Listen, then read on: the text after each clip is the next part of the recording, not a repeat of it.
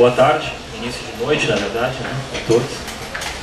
Eu quero também agradecer o convite à professora Carmela Bruni, assim agradecendo ao Jornal Estado de Direito, agradecer também à Livraria Saraiva, agradecer ao curso Lex Universitário, aqui na pessoa da professora Patrícia, o professor Paulo também, que não está aqui, mas ele também teve participação, enfim, agradecer o convite e ao mesmo tempo já parabenizar essas três instituições, digamos assim, pela fomentação desse assunto que eu considero de extrema relevância atualmente, que é justamente a instituição de um novo Código de Processo. Tema que ressalve, que tenho como de fundamental relevância, tanto para os operadores do direito, para a comunidade jurídica, quanto para a sociedade em geral, que vai ter esse código como regulamentador dos seus direitos, em especial dos direitos fundamentais. Bom, a primeira coisa que a gente tem que pensar, quando a gente pensa a respeito da instituição de um novo Código de Processo, é pensar que o processo, assim como o direito, é apenas e tão somente um produto da cultura. E o que eu quero enfatizar com isso? É que a gente não pode jamais pensar ou acreditar que o direito é um produto do Estado imposto à sociedade. Não o é. É um produto da cultura, é fruto da cultura, é feito, portanto, pela sociedade, para a sociedade. E é, portanto, um aspecto histórico. É, portanto, um processo de adaptação social. Se adapta e é próprio e adequado àquela sociedade para a qual ele é estruturado. Portanto, com isso, quero dizer que um Código de Processo vai alcançar a finalidade dele, sendo um bom Código de Processo, se ele simplesmente for adequado àquela realidade, àquela sociedade para a qual ele serve. A primeira coisa para ver se esse código realmente está de acordo com a nossa sociedade e com as expectativas que essa sociedade contemporânea tem, é verificar se esse código está de acordo com as características culturais que essa sociedade contemporânea brasileira possui. Bom, vejamos. Que características marcam a nossa sociedade contemporânea? Vivemos o que a gente denomina de Estado Constitucional. O que eu tenho por Estado Constitucional? Estado Constitucional no sentido de uma evolução do Estado liberal de direito. Um Estado que mais do que imposto ou posto sobre o princípio da legalidade, está posto sobre o princípio da constitucionalidade. Não basta que os atos praticados sejam legais, eles devem ser constitucionais, eles devem ser jurídicos. Tudo atualmente é questionado à luz da Constituição. Não há como fugir disso. Vivemos a fase do constitucionalismo no direito. Em que sentido eu digo isso? A gente ouve falar, já se fala em neoconstitucionalismo, em constitucionalização do direito penal, do direito civil, do direito processual, enfim, a Constituição tomou realmente uma grandeza que talvez ela sempre devesse ter. Ela se tornou uma fonte realmente fundamental de todo o nosso ordenamento. Bom, vivemos no Estado Constitucional. Vivemos um pensamento pós-positivista ou neoconstitucionalista, ou seja, teoria dos princípios. Vivemos a ideia de que princípios, mais do que finalidades a serem alcançadas, são cogentes, são normas de imposição, são imposições. Princípios são também realidade prática. Bom, o que mais? Vivemos uma sociedade em que a gente pode dizer que atualmente tem um professor italiano, que pelo menos assim se colocou, o professor Nicola Picardi, ele diz o seguinte: Ele diz que nós vivemos uma época de vocação para a jurisprudência. Eu acho que ele está correto. A verdade é que atualmente tudo é judicializado. As políticas sociais são judicializadas, políticas de saúde, educacionais, enfim. A gente vê cada vez mais o judiciário entrando em áreas que antes ele não entrava. Ele atualmente, ou a gente já vê a doutrina defendendo, que o judiciário, que o juiz, ele não pode controlar o mérito administrativo ainda, mas ele já pode controlar o demérito administrativo. Aquele binômio, conveniência, possibilidade, cada vez fica mais restrito para o administrador. O legislador, no momento que a gente adota uma teoria dos princípios, também encolhe. Por quê? Porque através da teoria dos princípios, o juiz começa a interpretar cada vez mais aquelas normas. Ele tem um campo discricionário para atuar muito maior quando a gente lida com princípios e não com regras. O que é boa-fé? O juiz vai dizer o que é boa-fé, no caso concreto. O que é perigo de dano irreparável? O juiz vai dizer no caso concreto o que é. Enfim, no momento que a gente começa cada vez mais, ou que a gente cada vez mais prolifera a legislação por princípios, a legislar por conceitos abertos, por conceitos jurídicos indeterminados, normal que o juiz cresça também em detrimento da atividade legislativa. Características atuais do sistema jurídico que a gente vive e que a gente não consegue fugir. Realidade. Gostemos ou não faço aqui nenhuma crítica, nem um elogio, só uma constatação. Esse é a atual sistemática, são, digamos assim, as nossas principais influências culturais que a gente vê no nosso direito de forma mais ampla. Bom, dentro dessas características, vamos pensar no nosso novo código, ou no nosso projeto de Código de Processo Civil.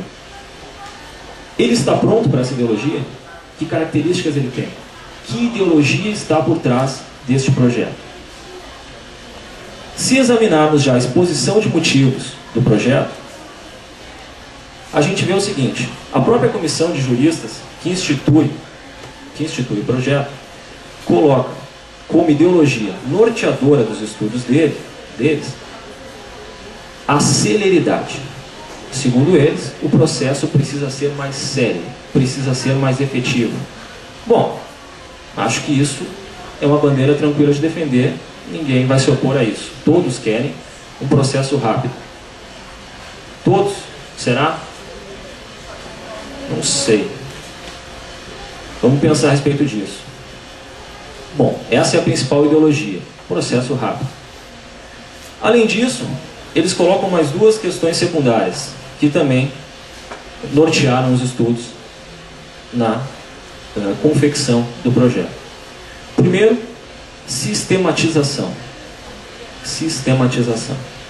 Depois de mais de 20 anos de vigência, o Código de Processo Civil, e por conta de inúmeras reformas, perdeu a lógica sistemática.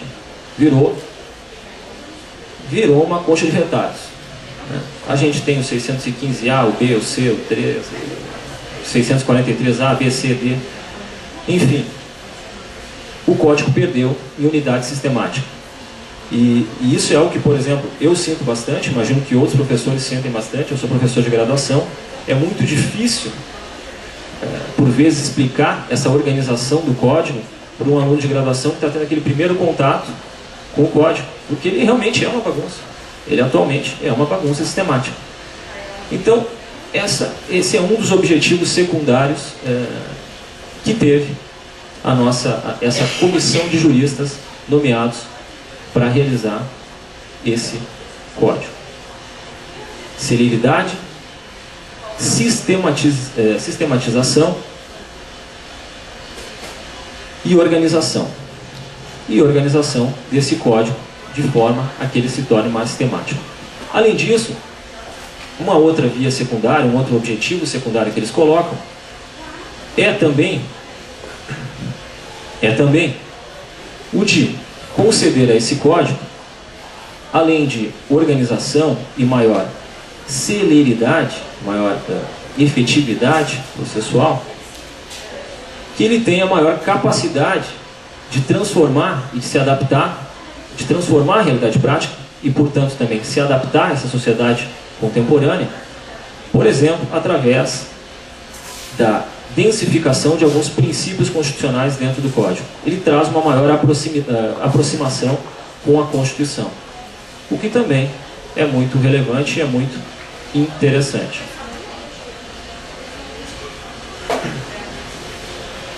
São inúmeras as opções que um legislador pode ter quando ele decide realizar um código de processo.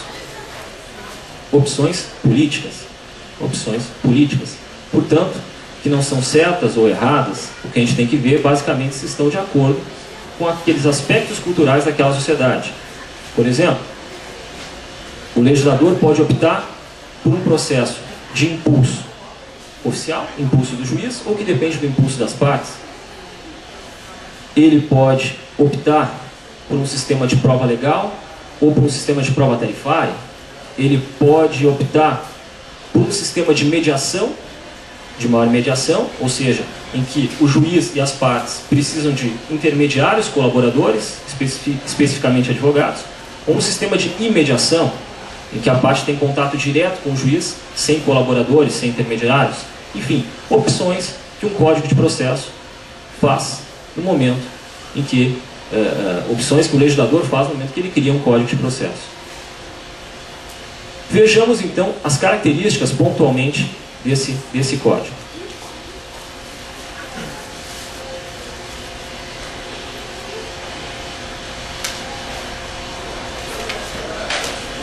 O projeto, só para a gente já ficar bem posto aqui, o projeto atualmente se encontra na Câmara dos Deputados Federais. Né? Ele está regulado sob o projeto número 8046 de 2010. Ele já passou pelo Senado Federal. Ele é um projeto de autoria do senador Sarney, né, que na verdade propôs o projeto, e foi elaborado o anteprojeto por uma comissão de juristas que tem alguns nomes de grande peso.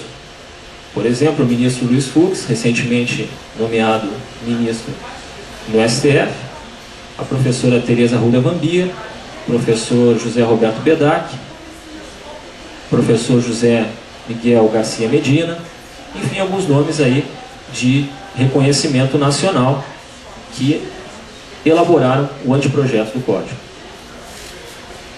Chama atenção a rapidez com que esse projeto foi aprovado no Senado. Foi realmente muito rápido a aprovação. Foi em cerca de 6 meses a aprovação dele. Basta a gente lembrar o quanto isso é rápido, basta a gente lembrar que o atual Código Civil demorou 20 anos para ser aprovado.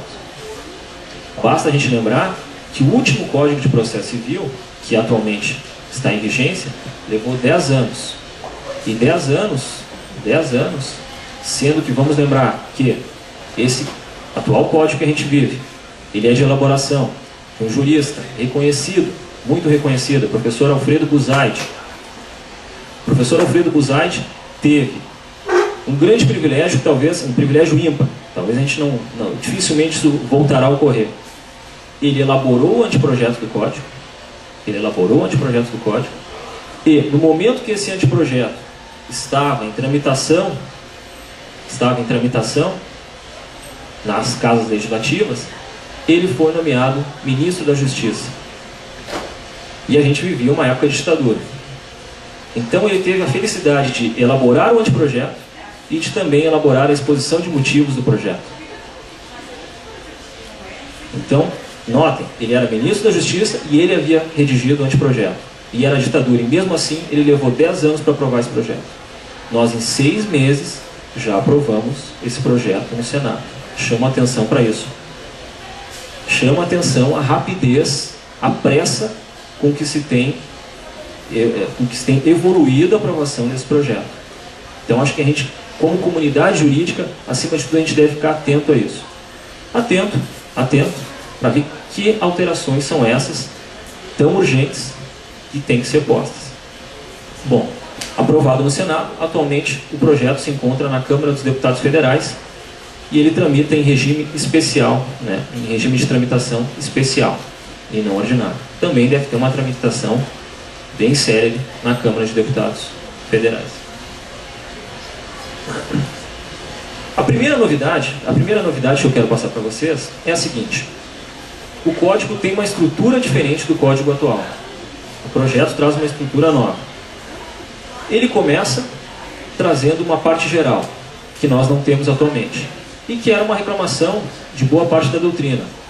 Uma parte geral, uma parte comum, que se aplica a todos os livros. É interessante. Questões como competência, atos das partes, atos processuais, questões como provas, tudo vem para esse primeiro livro, o livro 1, de parte geral.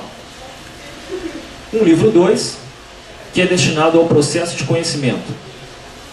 Um livro 3, destinado ao processo de execução. Um livro 4, destinado aos recursos e outros meios de impugnação às decisões judiciais. E, por fim, um livro 5, destinado às disposições transitórias. O que a gente sentiu falta aqui? Não temos um livro mais dedicado aos procedimentos especiais. Primeiro. Mas eles continuam no código. Dentro ali do código, mas não possuem mais um livro próprio. E eles foram enxugados. Alguns procedimentos especiais foram extintos. Além disso, o que mais que a gente sente falta?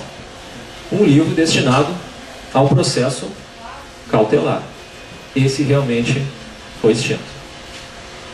O processo cautelar é extinto na segmentação desse projeto. Não vamos mais realmente encontrar. Mas isso talvez seja algo que também seja uma questão lógica, uma questão da qual a gente não tinha como fugir realmente.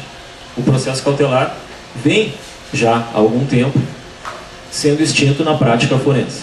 O que a gente está fazendo agora é simplesmente terminar de matar o processo cautelar agora de forma legislativa.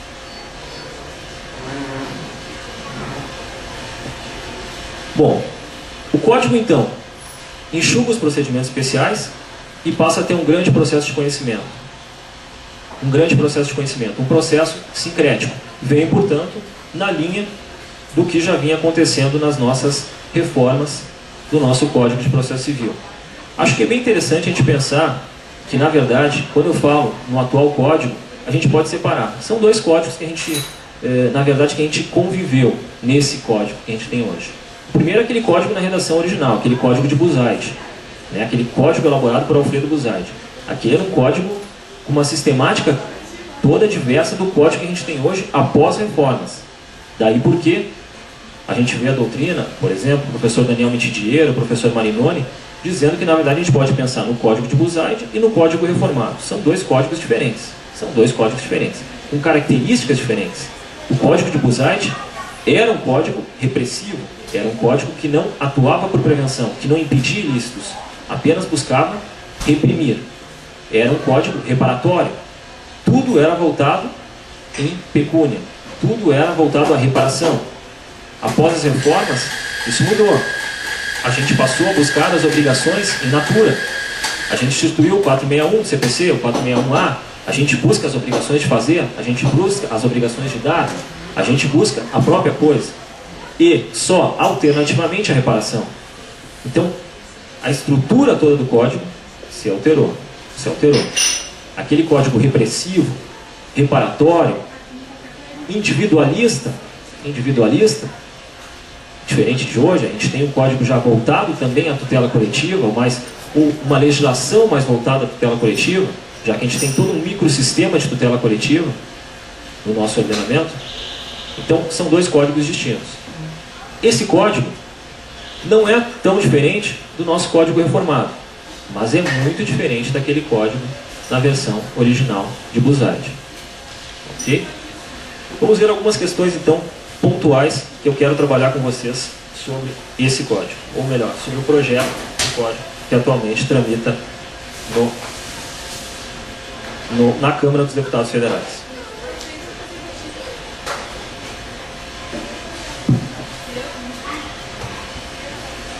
Primeira questão pontual que eu quero destacar para vocês. Primeira questão pontual. O juiz não poderá mais, segundo o projeto, declarar ou se pronunciar a respeito de pressupostos processuais ou de condições da ação, ou seja, da ausência de algum pressuposto processual ou da condição da ação, sem antes ouvir as partes. Sem antes ouvir as partes. Notem, o legislador está densificando aqui o direito-dever de colaboração no processo civil. O juiz também tem o dever de consulta, o dever de auxílio para com as partes. Ele, portanto, antes de extinguir um processo, pela ausência de um pressuposto processual ou pela ausência de uma condição da ação, deve necessariamente intimar as partes previamente e ouvi-las a respeito da questão. E só então, caso não atendido ou caso não convencido, é que ele, como via alternativa, secundária, última via, é que ele então, sim, extinguirá um processo sem julgamento de mérito.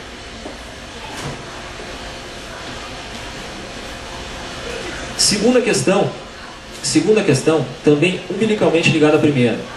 Vou explicar depois por quê. A questão da desconsideração da personalidade jurídica. O projeto institui o incidente de desconsideração de personalidade jurídica. Caso a parte solicite a desconsideração da personalidade jurídica para tentar adentrar aos bens, ao patrimônio jurídico do sócio ou de um terceiro que se utiliza daquela pessoa jurídica, o juiz, recebendo esse pedido, esse requerimento da parte, deve intimar a pessoa jurídica e intimar tanto sócio quanto ou esse terceiro para que venha aos autos e elabore a sua defesa, elabore as suas razões quanto à desconsideração da personalidade jurídica. Tá? O código fala em intimação. Eventualmente a gente pode pensar se na verdade não seria citação desse sócio ou citação desse terceiro, já que eles não integram ainda o processo. O juiz deve, portanto, ouvir esse terceiro, que eventualmente vai ser prejudicado por essa decisão, e só então, decretar a desconsideração da personalidade jurídica, após o contraditório. Nota, o que tem de presente nessas duas mudanças? Justamente a questão do contraditório.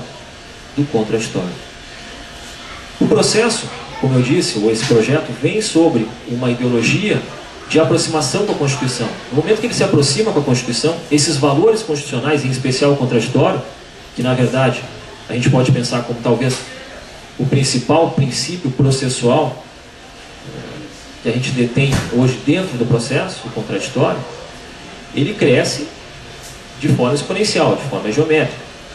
E a gente vê nessas duas regras a densificação do contraditório no processo. Então, para que haja desconsideração, o legislador agora quer um incidente de desconsideração de personalidade jurídica, ouvindo tanto a pessoa jurídica quanto o sócio ou o terceiro, que serão prejudicados eventualmente com essa decisão. Outra mudança pontual, também relevante. Disse que acabou o processo cautelar. Ok, acabou o processo cautelar. Como ficaram as tutelas de urgência? O Código sistematiza elas da seguinte forma. Passamos a ter as tutelas de urgência e as tutelas de evidência. Tutelas de urgência e de evidência. Essas tutelas de urgência tanto podem ser cautelares como satisfativas, mas ficam dentro do processo de conhecimento, dentro de um procedimento, interno ao processo de conhecimento. A tutela de evidência já existe hoje. Questão, por exemplo, do pedido incontroverso. O juiz pode antecipar a tutela no pedido incontroverso, mas é ampliada no projeto. Por exemplo, o juiz poderá antecipar o pedido, antecipar os efeitos do pedido, quando houver matéria de direito já adotada em súmula vinculante, que o autor está defendendo, ou adotada em recurso repetitivo, também poderá antecipar a tutela. Enfim, foram ampliadas as hipóteses de concessão de tutela de evidência. E essa tutela de urgência, ela pode ser requerida tanto em caráter antecedente quanto incidental. Eu posso entrar com uma petição pedindo a tutela de urgência uma petição escrita em que eu vou expor, né, todas as razões pela qual eu preciso daquela tutela de urgência. E, concedida essa tutela de urgência, caso o réu não a impugne, segundo o projeto, ela se estabiliza. Ela se estabiliza. O que isso quer dizer? Que caso ninguém entre com uma ação principal, ela se mantém firme. Tá? Eu não vou adotar aqui a nomenclatura de coisa julgada, que ela faz coisa julgada, porque o código usa a expressão estabilização da tutela antecipada. Não diz que ela faz coisa julgada, ela simplesmente se estabiliza. Ela ganha eficácia de forma definitiva. Ou pelo menos até que alguém ajuize uma ação para então atacá-la. Notem, isso é uma mudança drástica. Drástica. Muito importante. Caso o réu, definida aquela tutela de urgência, caso o réu não mova uma ação para tentar derrubá-la, e caso o autor já esteja satisfeito simplesmente com aquela tutela de urgência, ele não precisa ajuizar a ação principal. Nenhuma. Nenhuma. Ele simplesmente, essa tutela vai simplesmente estabilizar e ele vai conviver com ela. Cabe ao réu, então, impugná-la, entrar pela via do processo de conhecimento para tentar atacar essa tutela de urgência estabilizada. Tá? Então isso é realmente uma mudança significativa do projeto.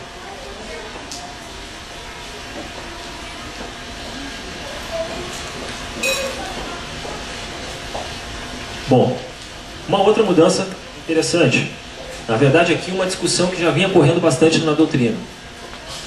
E que o código toma uma opção, ele faz a opção dele. A doutrina atualmente vem discutindo se é possível impor multa pecuniária na execução das obrigações de pagar quantia certa. Uma doutrina de vanguarda vem defendendo que é possível. Posso instituir as famosas astrentes, né, as obrigações, aquelas penas pecuniárias, na execução de obrigações de pagar quantia certa. Por exemplo, o professor Marinoni é um dos que vem defendendo isso. Bom, o código, isso até hoje a gente não tinha uma base legal para isso, né? A gente sabe que as execuções de obrigações de pagar a quantia certa seguem lá o rito do 475J, que tem a multa de 10% e só. E as astrentes são cabíveis nas obrigações de fazer ou obrigações de dar a coisa certa, 461 e 461A. Ok. Bom, o código diz o seguinte: é cabível a instituição de multa pecuniária pelo juiz nas execuções de pagar quantia certa. Então o código, né, o legislador tomou uma opção. Passa a ter base legal a instituição de astrente nas execuções de obrigações de pagar quantia certa. Além disso, o projeto também extingue o procedimento sumário. O projeto extingue o procedimento sumário. Passamos a ter simplesmente o processo de conhecimento sobre um procedimento ordinário ou procedimento comum, né? O único procedimento previsto no projeto, além dos procedimentos especiais. Mas o procedimento sumário a gente sabe que já vinha com algum desuso, já vinha com alguma falta de prestígio na prática forense, né? Então ele é também encerrado pelo projeto. Além disso, uma outra bandeira do projeto: a simplificação do processo civil. O projeto vem com a ideia, vem com a bandeira também de simplificar, de tornar mais simples o processo civil. O que eles fizeram para isso? O projeto acaba com a reconvenção. O projeto acaba com a reconvenção. O projeto acaba com os incidentes processuais, alguns incidentes. Por exemplo, o projeto acaba com a impugnação ao valor da causa, com a exceção de impedimento, a exceção de suspeição, a exceção de incompetência. Todas essas exceções, como a reconvenção, são extintas no projeto. Como eu olhava essas matérias? Preliminar de contestação. Todas as matérias de exceções passam a preliminares de contestação. E a reconvenção é substituída pelo pedido contraposto, seguindo as experiências que a gente já conhece dos juizados especiais, né? Os pedidos contrapostos, que foram bem sucedidos, né? Então eu posso fazer esse pedido contraposto no próprio corpo da contestação.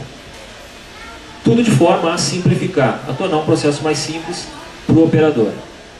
A ideia é de que a gente realmente discuta basicamente no processo civil, ou discuta nos processos, matérias de direito material.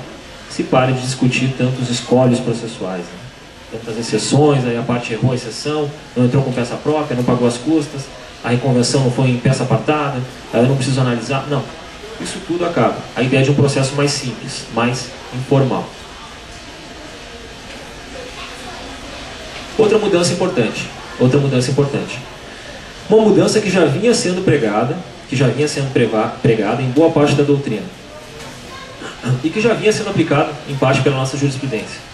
A dinamização do ônus da prova. A dinamização do ônus da prova. A gente sabe atualmente que o nosso Código de Processo Civil tem lá no artigo 333 que compete ao autor provar os fatos constitutivos do direito e ao réu os fatos extintivos, modificativos, extintivos, modificativos, me fugiu agora a outra nomenclatura que o Código usa, quanto à extinção dos direitos.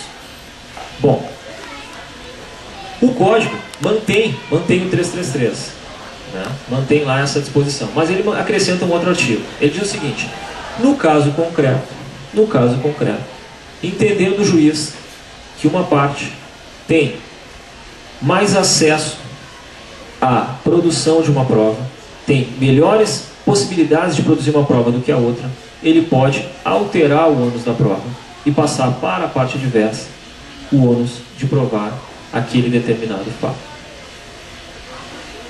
O juiz, no caso concreto, vendo os critérios, né, entendendo que uma parte tem melhor poder, melhor possibilidade de fazer uma prova do que a outra, ele inverte esse ônus da prova, ele altera esse ônus da prova e passa ele para a outra parte. Além disso, o Código também positiva a prova emprestada. Que era algo que a gente que já acontecia na nossa prática forense com alguma frequência, já ocorre hoje. Os juízes já aceitam a questão da prova emprestada. Não vai ajudar muito o que o legislador fez, ele simplesmente institui que é possível, que é legal a prova emprestada e não diz mais nada. Portanto, vai continuar do mesmo jeito que é hoje. No que sentido? Em toda a discussão em torno da prova emprestada, ou seja, só posso utilizar a prova emprestada se for um processo de um outro processo das mesmas partes, ou tem que ser uma das partes, tem que ser a mesma, ou pode ser nenhuma das partes, pode estar naquele processo, tem que ter contraditório. De que forma tem que ter o contraditório? O contraditório tem que ser também daquela parte na produção da prova ou simplesmente no recebimento da prova? Enfim, questões que a jurisprudência discute e vai continuar discutindo, porque o legislador, na verdade, só diz que é possível a prova emprestada, então não chega a resolver em nada a nossa atual situação. Bom, passo aqui uma questão que interessa aqui muito aos advogados, os honorários advocatícios sucumbenciais, né? E aqui também me interessa, aqui também como advogado falando, né? E não como professor. Algumas questões que foram alteradas aqui pelo projeto na questão dos honorários sucumbenciais. Primeiro, os honorários fixados contra a fazenda pública. Os honorários contra a fazenda pública. O projeto institui uma tabela decressiva, uma tabela regressiva, digamos assim, de 10 a 1% sobre o valor da causa, de 10 a 1% sobre o valor da causa, conforme sobe o valor da causa.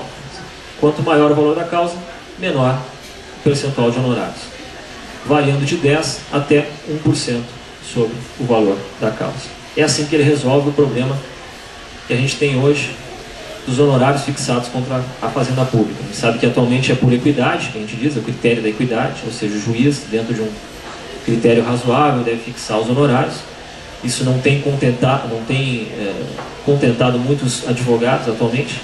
Acho que a maioria dos advogados é quase um consenso de que os juízes não têm usado bem esse critério, ou pelo menos não acreditam que tenha sido bem usado esse critério.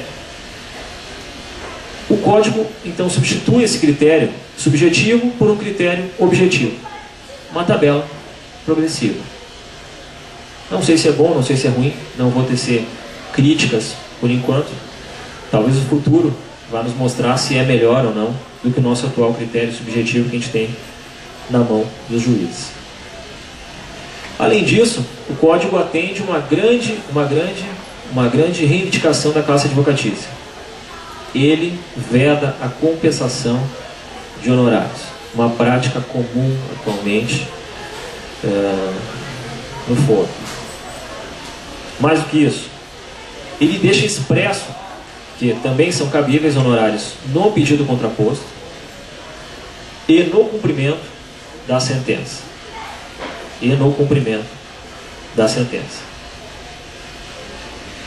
Ele institui também, algo muito importante, pessoal, ele institui também a sucumbência recursal. O projeto adota a sucumbência recursal. Conforme o processo vai seguindo instâncias recursais, os juízes, ou os desembargadores, os ministros, podem elevando a verba sucumbencial a cada recurso, até o limite de 25% para a fase de conhecimento. 25% para a fase de conhecimento. Quanto mais a parte recorre, mais ela vai sofrer, eventualmente, uma sanção sucumbencial que vai aumentando progressivamente. Uma questão também relevante, a dos prazos.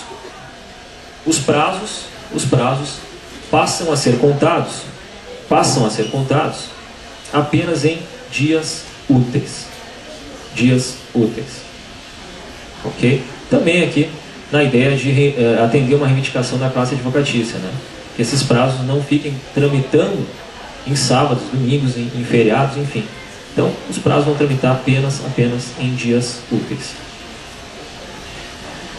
Outra questão pontual importante, a intervenção de terceiros. Sistema, que a gente sabe, aqui também, falo pela prática, a intervenção de terceiros é um sistema difícil, complexo, é difícil de ensinar na graduação. Eu vejo que é a matéria mais cobrada em concursos, em processo civil, porque realmente é muito fácil de pegar aquele que está sob avaliação, intervenção de terceiros. A gente tem um sistema complexo com oposição, nomeação, autoria, chamamento a processo, denunciação ali, de assistência, enfim. É uma barbada pegar o aluno com intervenção de terceiros. Dentro dessa ideia de simplificação, o que o legislador fez? Ele inicialmente transforma toda a intervenção de terceiros em chamamento. Era o chamamento ao processo. Todavia, agora com o substitutivo que teve em tramitação na Câmara, voltou a denunciação da lide.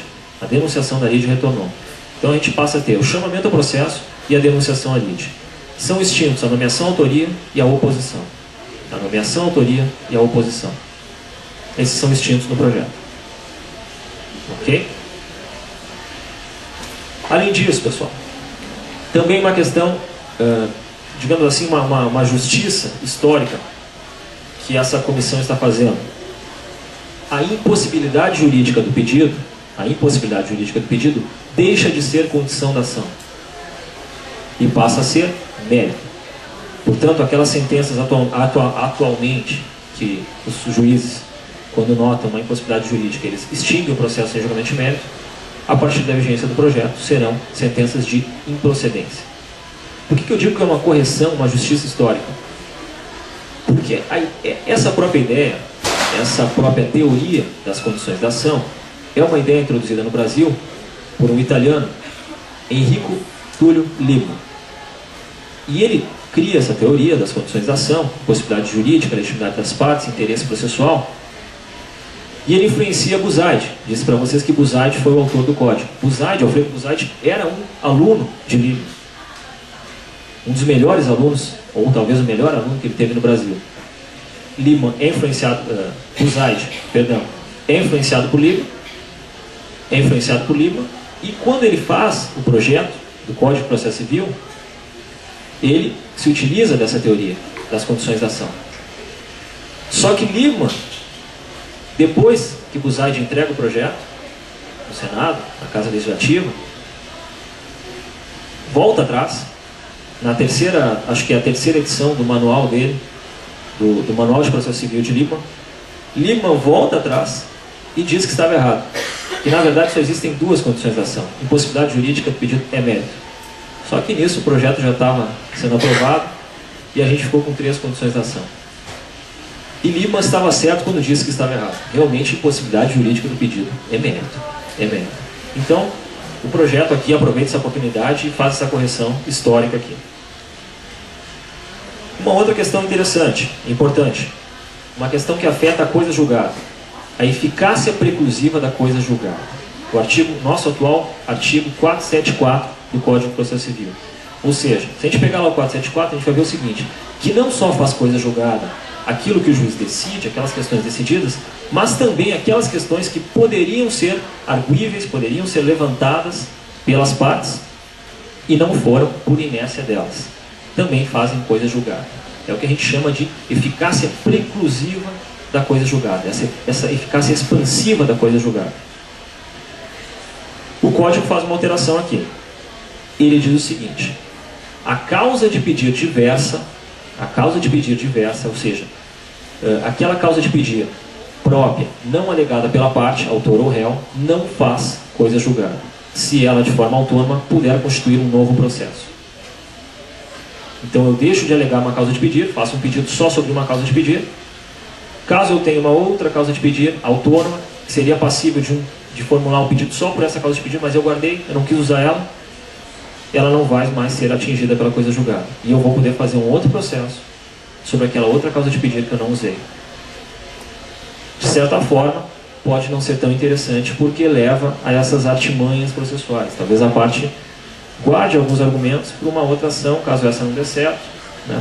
Caso ela tenha mais de uma causa de pedido para um único pedido, ela pode guardar uma delas, e isso não vai ficar abrangido pela eficácia preclusiva da coisa julgada. Não sei se é uma boa modificação, mas é algo que a doutrina já vinha defendendo, já vinha discutindo, está sendo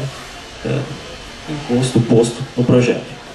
Bom, uma outra alteração, disse para vocês que os procedimentos especiais estavam sendo enxugados. Em especial, quais que a gente vai sentir mais falta? Ação de depósito, extinta. Ação de uso capião, extinta. E ação monitória, extinta. Essas três ações caem no projeto, não existem mais. Pô, mas aí como é que eu vou fazer o uso capião? Via ordinária. Ação monitória? Via ordinária, ação de cobrança. Não tem outro jeito. A gente volta só vem para o processo comum, vem para o procedimento comum e deixamos de ter um procedimento especial para esses direitos materiais. Não sei como é que eu estou no tempo, Camila. Estou... 5 minutos, 6 para a conclusão, né? E daí a gente abre para vocês fazerem um debate. Vou tentar então ser rápido, porque a gente não chegou aqui na matéria de recursos, que eu acho que é bem relevante, é onde na verdade o projeto foi mais... digamos assim, onde ele mais alterou, onde ele mais fez alterações. Bom, execução, no livro de execuções a gente tem poucas alterações, muito poucas alterações. Tá? Até porque recentemente a gente passou por várias reformas, né? Vamos lembrar que a gente passou por uma reforma em 2005 e outra em 2006, tanto nos títulos executivos judiciais quanto nos extrajudiciais. Então acho que o legislador não sentiu uma necessidade de uma grande modificação aqui, ou de uma desatualização do nosso atual sistema. Está atualizado. Ele basicamente, talvez a principal modificação, seja a extinção dos embargos à arrematação. Então se eu tiver algum problema na arrematação, que eu queira alegar eventualmente, que seriam matérias para embargos à arrematação, eu devo me utilizar da ação anulatória agora. Ação anulatória de ato judicial. O Código já expõe isso, já dá uma abrangência maior para a ação anulatória. Bom, vamos ao livro dos recursos. Os recursos. Primeira questão, o recurso de apelação. Bom, o projeto retira o efeito suspensivo dos recursos, de regra. Todos os recursos deixam de ter efeito suspensivo opelegis, digamos assim, por lei. Qual é a grande... O que eu digo aqui, na verdade, isso mais afeta é o recurso de apelação, basicamente. O agravo de instrumento já não o tinha, o recurso especial não tinha, os embargos infringentes não tinham de regra, o extraordinário também não. Basicamente, aqui a grande afetação vem sobre o recurso de apelação. Então, o recurso de apelação deixa de ter efeito suspensivo de regra, por lei. Outra questão que afeta o recurso de apelação, o juízo de admissibilidade. O recurso de apelação deixa de ter duplo juízo de admissibilidade. Ele continua sendo interposto na primeira instância perante o juiz, porém, o juízo de admissibilidade dele é feito exclusivamente pelo tribunal na segunda instância. O juiz recebe o recurso de apelação, mas ele tem que fazer a remessa obrigatória do recurso sem realizar juízo de admissibilidade. Qual é a ideia aqui? A ideia é de eliminar um foco de recurso. A gente recorria contra a não admissão, a gente recorria contra o recebimento do efeito suspensivo, sono efeito evolutivo, enfim. Então, se elimina um foco de recurso. O juízo de admissibilidade é feito exclusivamente pelos tribunais em segunda instância. O juízo de admissibilidade do recurso de apelação. Agravos. Agravos. Os agravos sofrem também sensível alteração. Sensível alteração. Primeiro, eles deixam de ser gênero do qual todos os demais agravos são espécies. Isso fica visível. Atualmente a gente tem, por exemplo, o artigo 496, que tem lá o nosso rol de agravos, o nosso rol de recursos. Dentre eles a gente possui lá os agravos. Está lá no artigo 496. Bom, agora a gente passa a ter, no nosso artigo correspondente no projeto, 3 agravos, de formas independentes e autônomas. O legislador se deu conta disso, de que ele alterou realmente a sistemática dos agravos. Não existe mais um gênero agravo. Esse gênero acabou. A gente tem o agravo de instrumento, e o agravo de instrumento vai ser aquele agravo, como é atualmente, um agravo para atacar as decisões do juiz de primeiro grau, Vou explicar depois mais especificamente como é que isso vai ocorrer. A gente tem o agravo interno, que agora é positivado como rol de recurso. Isso era uma grande discussão que se tinha antes, o agravo interno, que é o recurso próprio para atacar as decisões do relator nos tribunais. E a gente tem o agravo de admissão.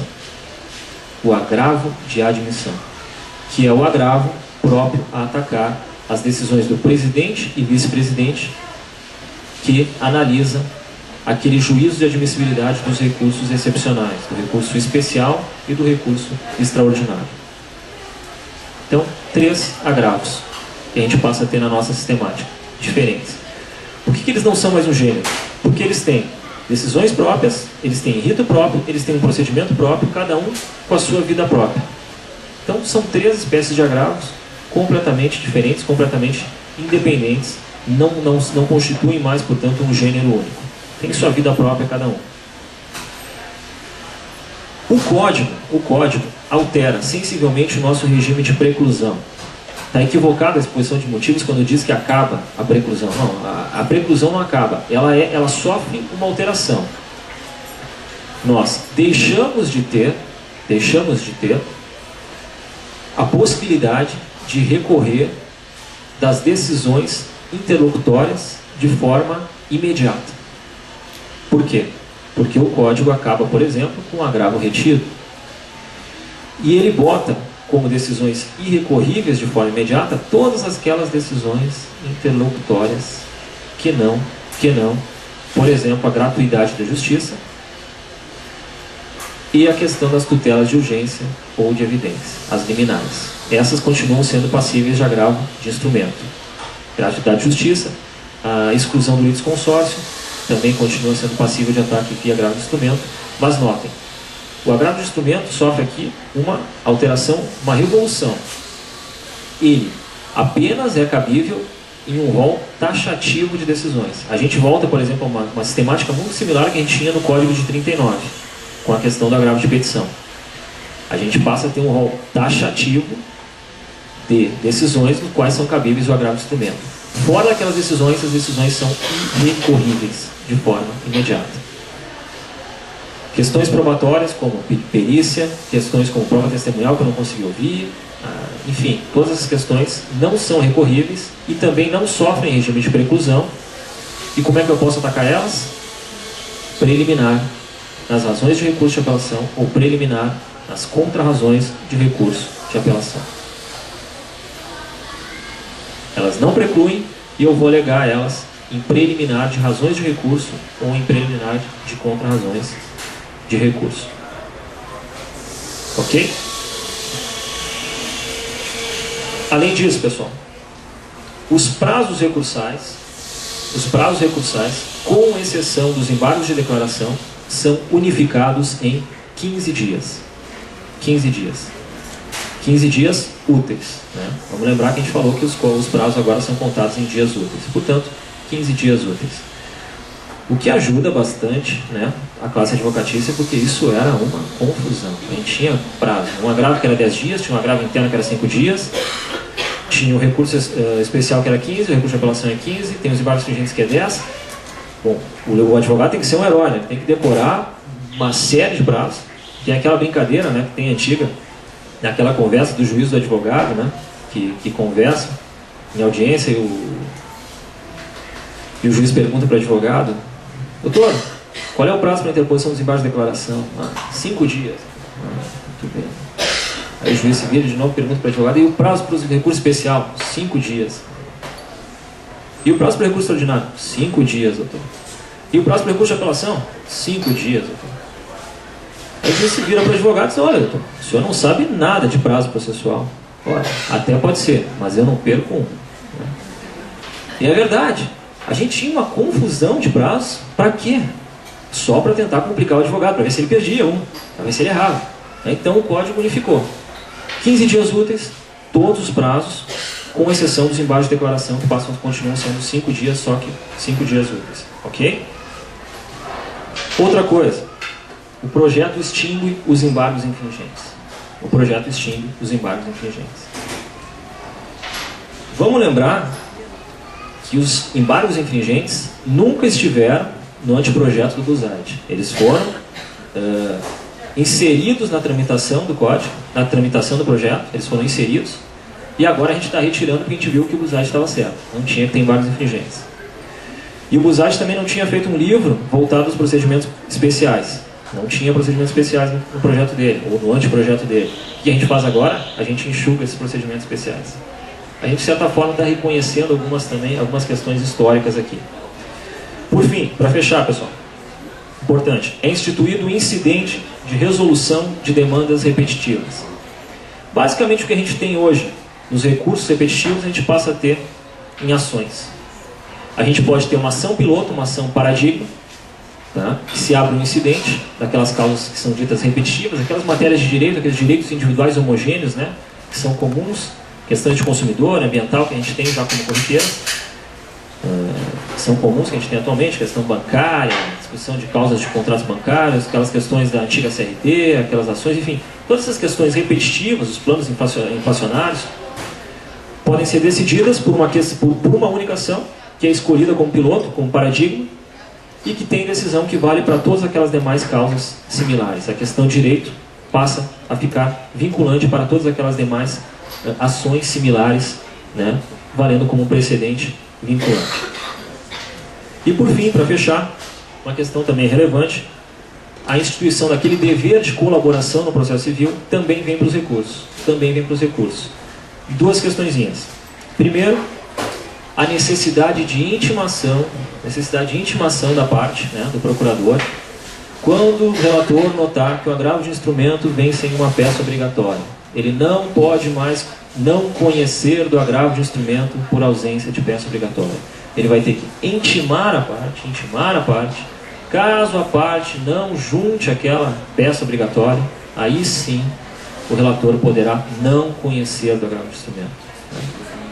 Que era uma questão importante, né? Tinha que ser alterada e o projeto está fazendo essa alteração.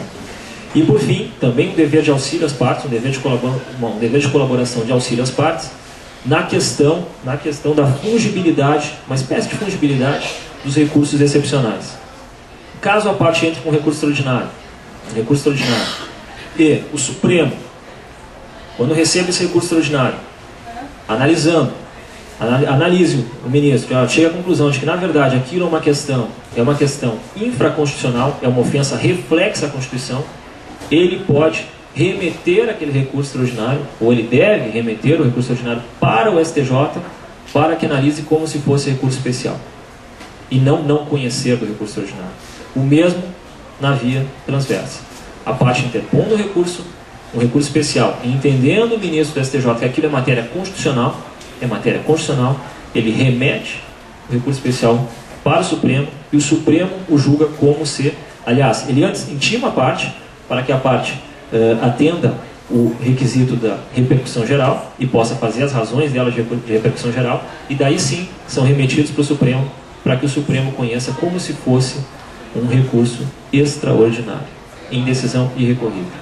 Então, aqui uma questão também que eu considero muito relevante, né, de densificação do dever de colaboração no processo civil. Eram essas, basicamente, pessoal, as questões que eu gostaria de destacar para vocês. Quero novamente agradecer o convite à professora Carmela, agradecer aqui o Lex Universitário, na pessoa da Patrícia, agradecer também a Livraria Saraiva, o convite, agradecer a atenção, a paciência de vocês comigo, tá? Espero ter sido claro e ter sido útil aqui essas rápidas questões sobre o projeto, e eu fico inteira à disposição de vocês aí para perguntas e questões e debates, enfim, que vocês acharem pertinentes. Tá? Muito obrigado.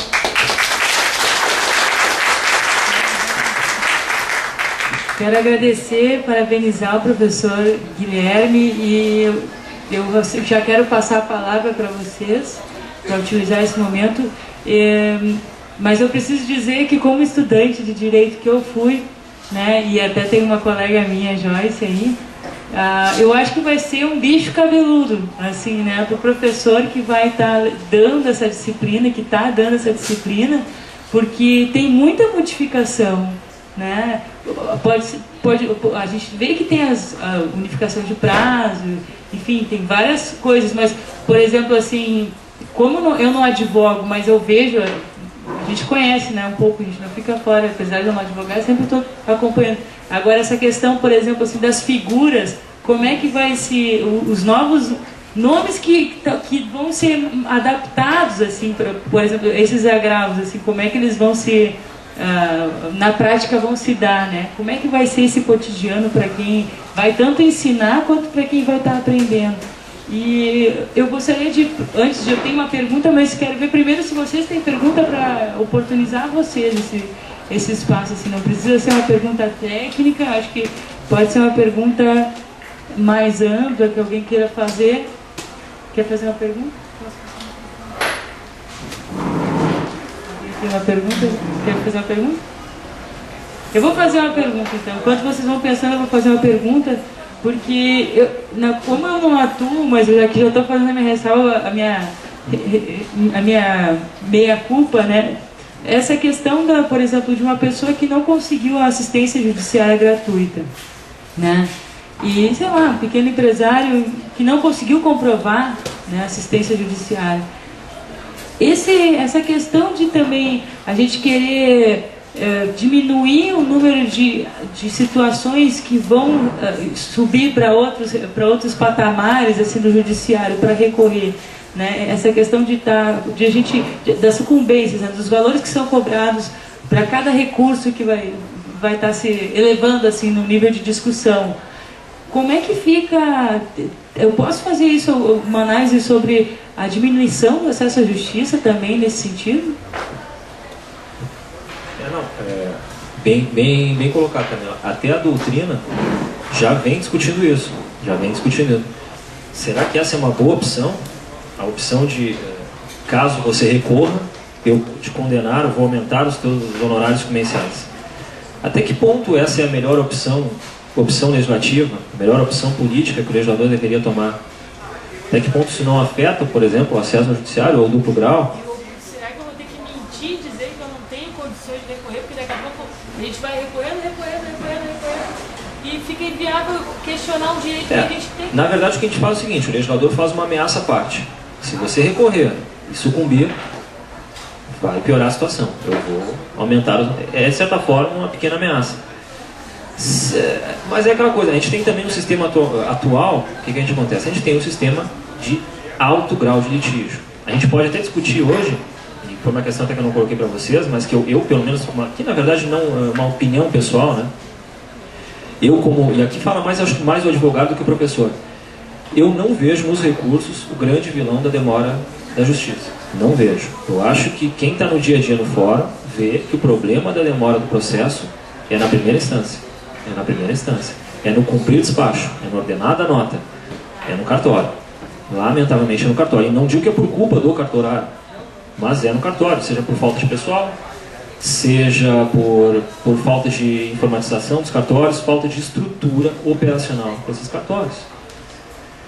Não adianta retirar recursos só. Isso é um pequeno problema. Tem uma estatística que eu tive acesso há um tempo atrás, que foi da Fundação Getúlio Vargas. E eles fizeram um estudo sobre isso, sobre o tempo do processo, tempo de duração do processo. E eles chegaram à seguinte conclusão, nesse estudo da Fundação Getúlio Vargas, que o processo passa 80% da vida útil dele na primeira instância e 20% nas vias recursadas. Sendo que desses 80%, outros 80%, ele está no que eles chamam de etapas mortas do processo. Ele está no escaninho para ir para a nota, ele está no escaninho para ir concluso, ele está no escaninho, ele não está nem concluso com o juiz, nem está em encargo com o advogado, que é o que eles dão como tempos produtivos desse tempo do processo. O resto seria uma etapa morta, que ele está lá para alguma questão administrativa. Então notem. Então qual é a nossa via para conseguir celeridade? Nós vamos suprimir recursos. Nós estamos atacando pequena parte do problema. A pequena parte. Por quê? Porque atacar o problema de verdade custa dinheiro. Custa dinheiro para o Poder Executivo. Ele vai ter que investir em orçamento do Judiciário. E ele vai ter que investir no Judiciário para acelerar o Judiciário, para tornar mais sério o Judiciário, em que quem é o principal réu? Ele, Estado. Será que interessa para ele tornar o Judiciário mais rápido? Por isso que eu digo, será que interessa para todos um Judiciário rápido? Eu fiz essa pergunta no início e não respondi. Mas é uma questão que eu me pergunto muito. Será que interessa para todos um judiciário rápido? Para quem interessa um judiciário rápido? Para o governo? Eu acho que não. Eu acho que o processo não é rápido, porque ele não quer que seja. E não vai sermos nós, com um novo código de processo, que vamos resolver o problema. Lamentavelmente, o que eu posso dizer é o seguinte, a minha expectativa, para aqueles que acham que o projeto vai tornar o processo mais sério, a minha opinião, não vai. Ou vai ajudar em muito pouco. Muito pouco. Mas aqui é uma opinião pessoal, porque eu não vejo como as regras processuais possam alterar isso. Aliás, nós temos uma ótima sistemática processual. Só fala no microfone porque o pessoal na internet vai ver, depois tem uma colega e eu tenho uma pergunta também aqui. Boa noite, doutor Botelho. Desculpa um pouco a minha ignorância, na verdade eu não sou da área, tá? Mas eu tenho bastante interesse. Tu estava falando no início lá que uma das ideias do novo código é que ele seja mais rápido, né? E depois, mais adiante, tu tinha falado lá sobre ação vinculante, uma ação piloto, né? Então, são duas coisas que ficaram obscuras para mim, assim. Uma, qual é o critério para uma ação se tornar uma ação piloto para as outras demais? E se isso não vai comprometer a qualidade do julgamento de um caso concreto, no momento que tu está vinculando. Claro que eu vou tornar o processo mais rápido, mas acho que vai comprometer a qualidade. Não sei se ficou meio obscuro assim. Né? Obrigada. É uma ótima questão, uma ótima questão. Aliás, a primeira dos critérios, eu acho que é uma questão que está todo mundo se perguntando, né? Todos estamos perguntando bastante. Quais os critérios vão ser utilizados para a escolha da ação piloto? Né? Dessa ação piloto que vai nortear todas. A gente já tem esse problema atualmente. A gente tem hoje um sistema que também é bem parecido, que é o dos recursos repetitivos, os recursos especiais lá para o STJ. Então a sistemática a gente já convive, ela é um pouco nova, mas a gente já convive com ela. Imagino que os critérios vão ser próximos. Em tese é um critério bem subjetivo a cargo daquele julgador. Ele escolhe uma ação que esteja, ou um recurso, uma ação que esteja, digamos assim, bem fundamentada, entre aquelas que ele entende que tem as várias fundamentações possíveis. É um recurso que parece que tem aquelas várias fundamentações possíveis, que está bem completo, que preenche aqueles requisitos de conhecimento, aqueles requisitos, né? Atualmente, no recurso, preparo, que foi feito no prazo correto, enfim, esteja todas aquelas questões processuais corretas e que esteja bem fundamentado. Mas nota, isso é um critério totalmente subjetivo do julgador, né? Se aquele é o melhor recurso, ou qual vai ser a melhor ação, difícil dizer. Esse é um sistema que está sendo importado na Alemanha. Lá tem esse incidente de resolução de demandas, e nem lá ele já é mais usado. Não sei se vai dar certo aqui. Lá eles usaram e resolveram depois de um tempo que aquilo não dava certo mesmo para o sistema deles. Nós estamos trazendo para cá e vamos fazer essa experiência. Não sei se vai ser bem sucedido. Mas a ideia é que uma ação julgada, isso valendo para todas, eu vou ganhar tempo. Vou ganhar tempo no sentido de que eu vou ter um juiz que trabalhe menos e ele vai ter mais tempo para julgar outras causas que exigem mais atenção dele, que tem questões de fato, que ele precisa ficar mais atento, do que essas questões repetitivas que ele fica todo dia julgando a mesma coisa, dizendo a mesma coisa que ele já disse. Questão de qualidade. Concordo contigo. A gente vem atualmente, o grande problema é o seguinte, a gente vem atualmente na era da estatística. Juiz bom é juiz rápido. E eu me arrisco a dizer que os campeões de estatística, os nossos tribunais, os jogadores mais rápidos, com certeza não são os melhores jogadores. Porque rapidez não é sinônimo de qualidade, de decisão. Essa é que é a nossa realidade. Mas isso não vem preocupando muito. A preocupação hoje é o seguinte, o processo tem que ser rápido. E a pressão que os juízes sofrem, meta 1, meta 2, meta 5, meta 6, é de que eles têm que julgar rápido. A qualidade não está sendo tão observada. E aí a gente fica com esse contrapé. O Tribunal de Justiça do Rio Grande do Sul, ele foi agora, né, ganhou, assim, é o primeiro com cargo de eficiência nesses julgamentos de processo. E eu estava conversando com o desembargador, eu perguntei para ele assim, e quantos desses processos não sofrem outro recurso? Né? E o Túlio, o desembargador Túlio, que trabalha aqui no Tribunal de Justiça do Rio Grande do Sul, ele falou para mim que existem 4 milhões de processos para 11 milhões de habitantes. Significa que para cada um de nós, algum membro da nossa família tem um processo. Então, isso mostra que existe uma deficiência de outros tipos, né, de acesso à justiça. Eu vou passar... Exatamente. Vou passar para a nossa política, né? Parei. Tudo bem. Rapidinho, assim, até para te complementar, que eu achei excelente a colocação e com uma abrangência bem grande num tempo exíguo, né? E a pergunta é assim, ó, com relação ao recurso especial e ao extraordinário, é só aquilo ali que mudou? Tem previsão de alguma outra coisa que possa a gente não ter tido tempo de abordar nesse momento? Obrigada.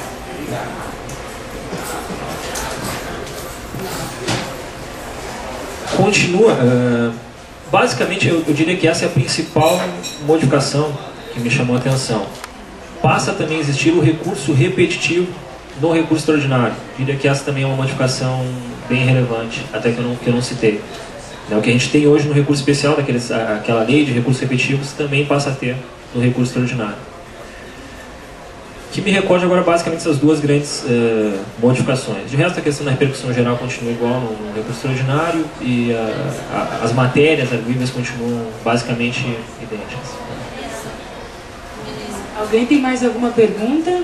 Gostaria de fazer? Eu tenho uma pergunta aqui de uma pessoa que essa pessoa teve na palestra do ministro Fux, e um dos temas que não foi tanta técnica que tu falou, essas partes mais minuciosas que tu tocou, mas ele falou muito no acesso à justiça. Ele pediu para que tu falasse na visão processual como é que tu considera esse projeto agora, como é que ele está efetivando esse acesso à justiça, de que maneira, né? Apesar que eu falei isso no início já numa questão de recorrer, né, do direito a estar buscando uma nova opinião para ter um julgamento.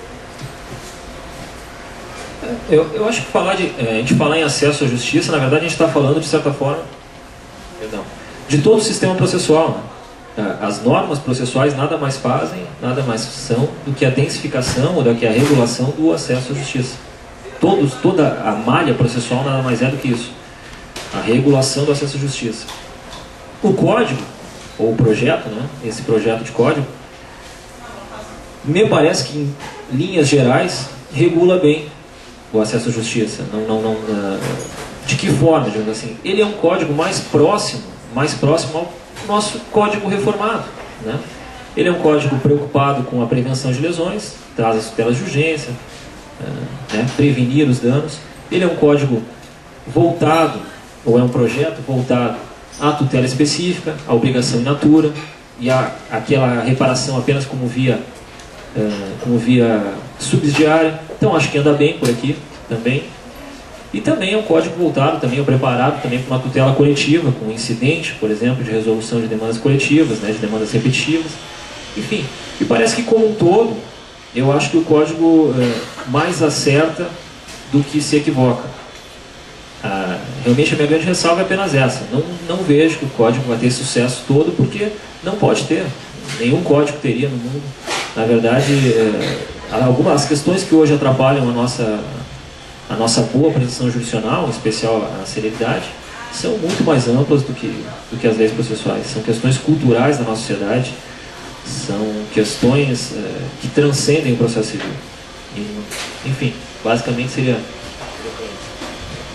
Professor, eu quero agradecer muito, acho que foi muito boa a palestra e a gente fica na expectativa, né, do que virá para nós que trabalhamos com o direito, né, e como é que nós vamos lidar culturalmente com toda essa complexidade que nós humanos, né, passamos.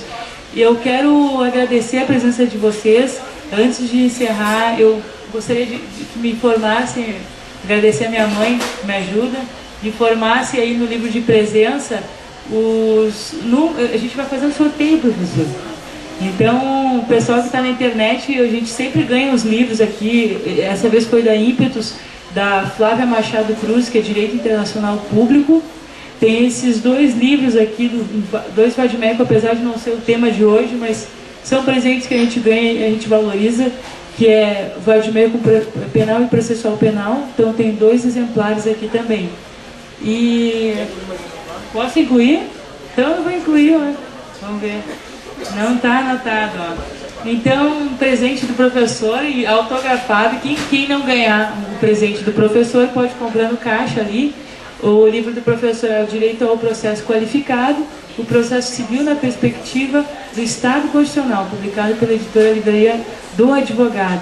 Quero agradecer ao Lex Universitário pelo apoio. Professor, muito obrigada pela presença, aos os telespectadores, os internautas aí, né, que estão nos prestigiando. E ontem foram mais, eu falei 300, a minha mãe disse que eu falei 300, mas foram 3.336 acessos ontem no site do Jornal Estado de Direito. Então, o site tem 1 mês e meio, o novo site de uso, e 285 municípios, internautas de 280 municípios no Brasil, e 30 países, né, visitaram ontem o site. Muito obrigada. Eu gostaria de...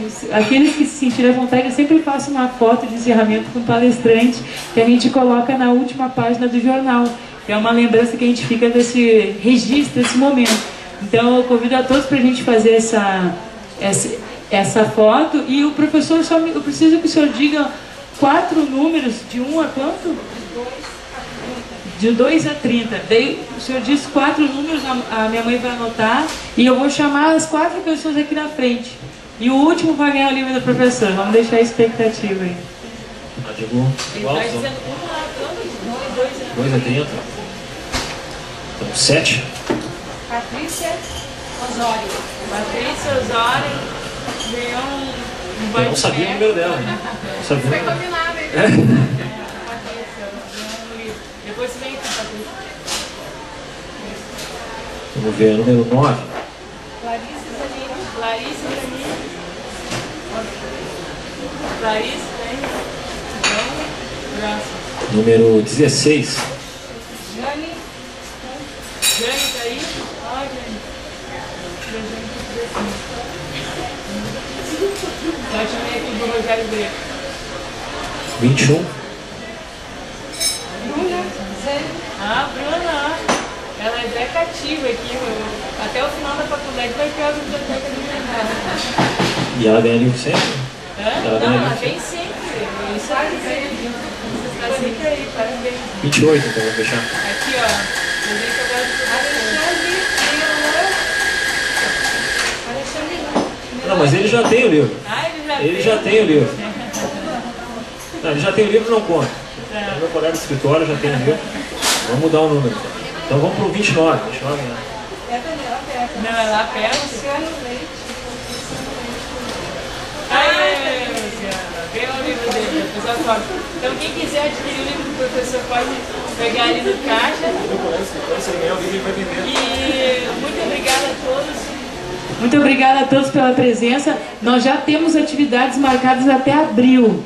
Então, tem várias atividades. O palco do Praia de Belas, eu vou confirmar, mas é dia 22 de março. Mas já tem a palestra sobre direitos humanos no início de março. Tem um evento em Novo Hamburgo com o professor da ONU. Isso aí vai ser de graça lá, que eu consegui trazer o Hans. Dia 28, ele tem 2 doutorados, aposentado pela ONU. E vou passar isso por e-mail e vai estar no site para vocês. Então, talvez façam uma caravana aí, mas a gente vai estar também prestigiando.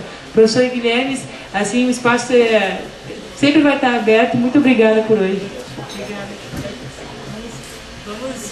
Vamos tirar a foto rapidinho, daí eu vou fazer a entrega dos certificados.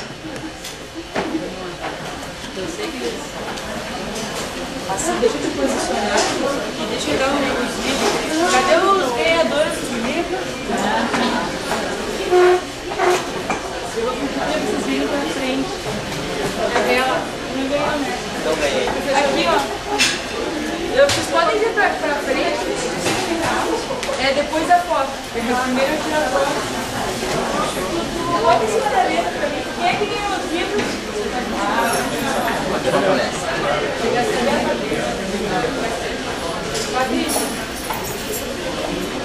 Vamos tirar a foto para poder liberar o pessoal que já tem ganhado. Então, pega o autógrafo. Mas eu quero reunir podem vir bem aqui para frente, vem todo mundo juntinho. Isso. Registrado. Tá todo mundo juntinho. Eu vou botar aqui. Vamos tirar, a gente pode juntar. Isso. Eu vou pedir para vocês serem. Pode subir aí. Isso. Se subirem aí vai ficar. Pode subir ali daqui. Daí eu consigo pegar todo mundo. Vai ficar com gente. Já vou tirar as cadeiras. Vocês podem subir ali atrás, se quiser, pode subir. Isso, daí. Cadê o professor? O professor tem que ser na foto, né? Professor Guilherme, deixa eu só tirar a foto para o pessoal já sair da pose. Tu pode andar atrás, daí também vai aparecer melhor. Também, se puder, né? Tu também pode. Não. Fica aqui na frente. Fica aqui. Professor, fica no meio. Isso. Tá pegando bem assim. Só um minutinho para fechar.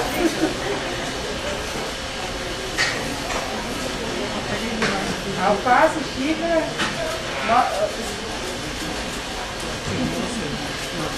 Obrigada pela foto, eu acabei de informar. Eu vou sentar ali, vocês fiquem com a identidade na mão, tá? Paulo tá viajando. Deixa eu